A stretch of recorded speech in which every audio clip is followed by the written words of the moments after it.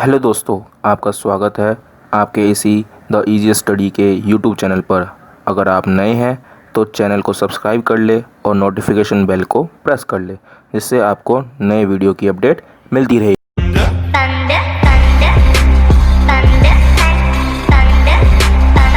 तो ये है what are the effect of structural irregularities and how structural irregularities affect the performance of structure, example in detail. ये question है जो कि अर्थक्वेक इंजीनियरिंग की एग्ज़ाम में मैक्सिमम टाइम पूछा जाता है। तो ये क्वेश्चन अगर हम प्रिपेयर कर लेते तो हमारे 15 मार्क्स इस क्वेश्चन के लिए रेडी है, इस टॉपिक के लिए रेडी है। तो चलिए इस क्वेश्चन के सॉल्यूशन की बात करते हैं। A building that lacks symmetry and that has discontinuity in geometry, mass और load resisting element is called irregular building। आपको पता है अगर बिल्डिंग सिमेट्री नहीं होगी अगर बिल्डिंग की, तो हमारी जो बिल्डिंग है वो इरेगुलर कहलाएगी। इट मीन अगर उसका मास इरेगुलर होगा, लोड रेजिस्टिंग नहीं हो पाएगी एलिमेंट की, तो वो इरेगुलर बिल्डिंग कहलाती है। तो जब अर्थक्वेक आता है तो इरेगुलर बिल्डिंग पे इनर्शिया फोर्स, जो फ्लो होता है इनर्शिया फोर्स का, वो नहीं हो पाता है। तो इसलिए जो कोलैप्स हो जाती है बिल्डिंग, इस कारण होती है। सिमिलरली अगर एसिमेट्री बिल्डिंग है तो उसके अंदर टॉर्सनल फोर्स जो है वो बहुत ज़्यादा आता है, जिससे कि बिल्डिंग डैमेज होती है। ये भी एक इफ़ेक्ट है, टॉर्सनल एंड इनर्शिया फोर्स। ये दोनों फोर्सेस जब एक्ट करते हैं बिल्डिंग के, अगर बिल्डिंग में इनर्शिया का फ्लो रुक जाए और टॉर्सनल फोर्सेस लार्ज इफेक्ट पे आए, तो हमारी जो बिल्डिंग है वो डैमेज हो जाती है। तो अब इसके साथ अगर मैं इसकी कुछ फ़ोटो शेयर करूँ आपके साथ, तो कुछ फ़ोटोज़ ऐसी है, ये कुछ पिक्स हैं जो आपके साथ मैं शेयर कर रहा हूँ, जो अर्थक्वेक के टाइम पर जो बिल्डिंग कोलैप्स होती है, डैमेज हो जाती है, उसकी फ़ोटोज़ हैं। जैसे कि आप फर्स्ट फ़ोटोज़ देख सकते हो कि जब अर्थक्वेक आता है तो जो वाइब्रेशंस क्रिएट होती है ड्यूरिंग द अर्थ, उससे क्या होता है, जो अपर बिल्डिंग जो होती है इरेगुलर बिल्डिंग्स, उस पर बहुत ज़्यादा टॉर्सनल फोर्स का इफ़ेक्ट करता है और जो फ्लो ऑफ इनर्शिया फोर्स है वो नहीं लग पाता। तो जो बिल्डिंग है उस पर बहुत ज़्यादा इफेक्ट आता है, यहाँ तक कि कोलैप्स हो जाती है बिल्डिंग, बहुत प्रॉपर्टी को लॉस होता है। ये सारे इफ़ेक्ट हमें अर्थक्वेक के दौरान देखने को मिलते हैं। जैसे कि आपने बहुत सारी न्यूज़ों में देखा होगा कि अर्थक्वेक आने के बाद बहुत सारी प्रॉपर्टी लॉस होती है, वो कुछ इस टाइप की होती है। The irregularities in a building are two types, vertical irregularities, horizontal irregularities. तो इसके टू टाइप्स है और उन टू टाइप्स के फर्दर टाइप्स है, जिसको मैं एक टेबल से आपको दिखाऊंगा। यह है वो टेबल। स्ट्रक्चरल इरेगुलरिटीज़ के दो सब पार्ट्स हैं, वर्टिकल इरेगुलरिटीज़ और हॉरिजॉन्टल। वर्टिकल के 4 सब पार्ट्स हैं, मास, स्टिफनेस, स्ट्रेंथ, सेटबैक। और हॉरिजॉन्टल के इरेगुलरिटीज़ के उसके भी 4 टाइप्स है, asymmetrical, plane shape, E D entrant, corners, diaphragm, discontinuity, mass discontinuity. अब इस वीडियो में हम इसी सारे सब पार्ट को डिस्क्राइब करेंगे। तो फर्स्ट है वर्टिकल इरेगुलरिटीज़। पहले वर्टिकल इरेगुलरिटीज़ होती क्या? These irregularities are as a result of sudden changes of strength, stiffness, geometry and mass over the height of the building. जब हाइट ऑफ द बिल्डिंग है उसके ऊपर सडनली स्ट्रेंथ, स्टिफनेस का change होना, mass का change होना, geometry का change होना, तो वो क्या करता है, वर्टिकल इरेगुलरिटीज़ करवाती है। वर्टिकली जो भी हाइट ऑफ द बिल्डिंग के अंदर सडनली चेंज हो। जैसे कि फर्स्ट पार्ट है irregularity in strength and stiffness. It is commonly seen the multi storey RC buildings, the ground story is made taller and open. This is done to have space for parking of vehicle or shopping centers and hall etc. जैसे कि आपने देखा होगा जो बड़े बड़े structures होते हैं उसमें जो ग्राउंड फ्लोर होता है उसमें ओनली कॉलम दे दिया जाता है और उसे ओपन छोड़ दिया जाता है और उसके ऊपर बिल्डिंग के फ्लोर्स बनाए जाते हैं। उसमें जो पार्किंग के लिए स्पेस दिया जाता है, जैसे कि आप शॉपिंग सेंटर मॉल पे चले जाओ या हॉल में चले जाओ, बड़े बड़े थिएटर हॉल्स हैं, उनमें व्हीकल स्पेस दिया जाता है ग्राउंड फ्लोर पे। तो उसी के अंदर ये इरेगुलरिटीज़ ज़्यादा आती है।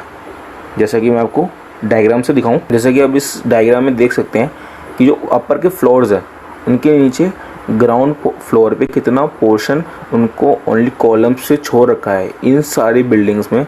इसे हम सॉफ्ट स्टोरी बिल्डिंग भी कहते हैं, जिसमें पार्किंग स्पेस दिया जाता है और इन्हीं बिल्डिंग्स में ज़्यादा स्टिफनेस एंड स्ट्रेन इरेगुलरिटी आती है, जिसके कारण पूरी बिल्डिंग कोलैप्स हो जाती है। ओके, तो इसके पार्ट्स हैं कि ground storey is flexible as compare to upper storey which are stiffer because of the presence of infill walls. जैसे कि इनफिल वॉल्स की वजह से होता है, वहाँ पे प्रेजेंट होती है, या अपर स्टोरी पे move a single unit together and most of the horizontal displacement of the building अगर इन द ग्राउंड स्टोरी। और इस बिल्डिंग को मैंने आपको जैसे बताया कि सॉफ्ट स्टोरी कहते हैं।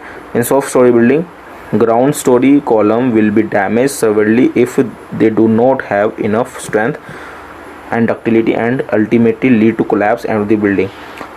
ये बिल्डिंग क्या होती है, जो सॉफ्ट स्टोरी होती है, इसमें जो ग्राउंड पोर्शन होता है, ग्राउंड स्टोरी कॉलम्स होते हैं, वो डैमेज हो जाते हैं जल्दी, जिसके कारण पूरी बिल्डिंग कोलैप्स हो जाती है।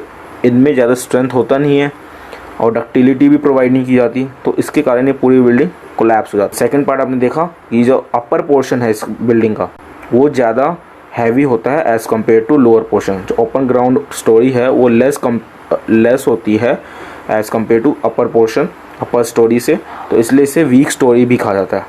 इसका डायग्राम दिखाऊं मैं आपको, ये बिल्डिंग का डायग्राम है। जो नीचे आपको कॉलम्स दिख जाएंगे जो कि ग्राउंड स्टोरी कॉलम्स है जो सेवरली डैमेज हो जाते हैं, यही है आपका पार्ट्स सॉफ्ट स्टोरी का।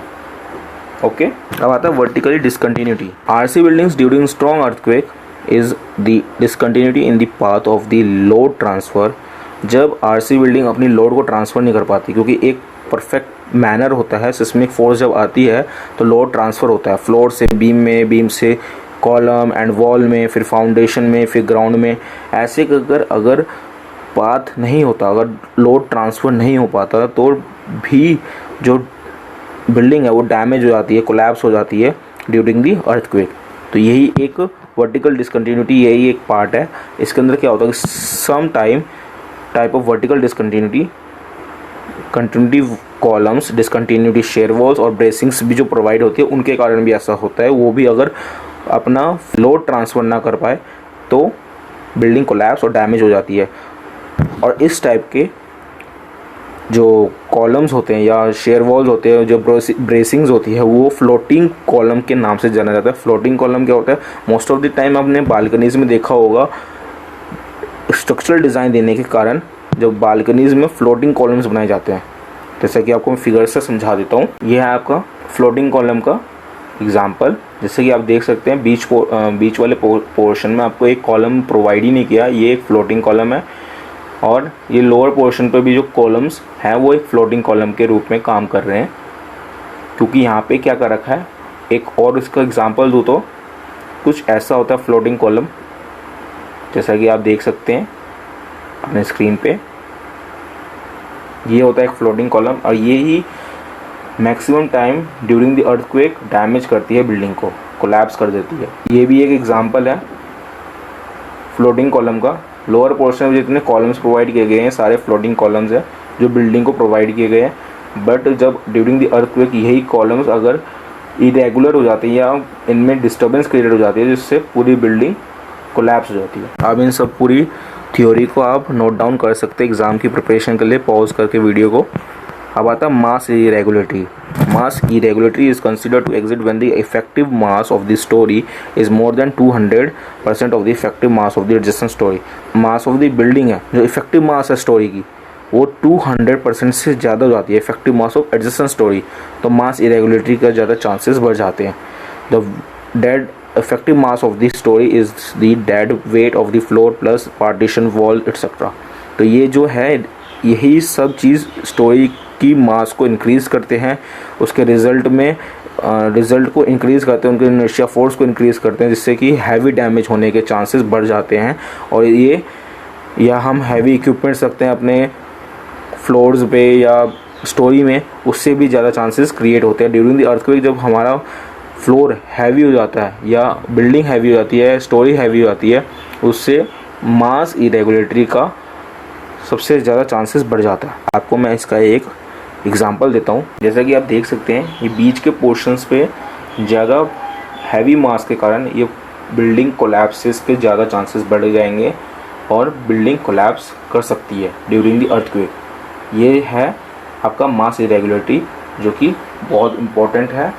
अगर आप एक सिविल इंजीनियर हैं तो ये सारी चीज़ें आपके लिए बहुत इंपॉर्टेंट है during the earthquake resisting building construct करने के लिए।